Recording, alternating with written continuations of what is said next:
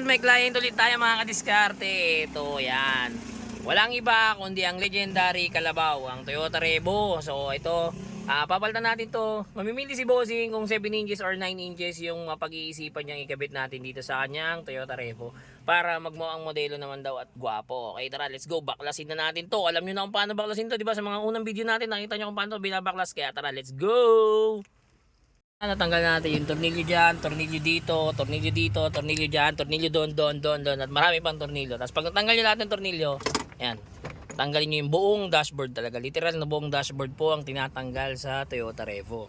Ito na nga, nabaklas na natin yung pinaka dashboard, tanggalin na natin itong stereo.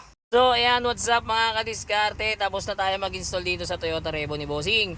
Siyempre, napag-isipan ni Bossing, ikabit na raw namin is yung 9 inches kasi nga nalilitan siya doon sa 7 inches. Kaya ayan, 9 inches 100 na yung pinakabit na. So ito, kasama pa rin sa package natin yung reverse camera niya. Ayan, kita nyo naman, napakalinaw talaga, diba? Kahit isang part nyo siyang tignan, napakalinaw niyan. And then, siyempre, ito yung inabili ni Bossing. Meron na tong Apple CarPlay and Android Auto. Ito yun.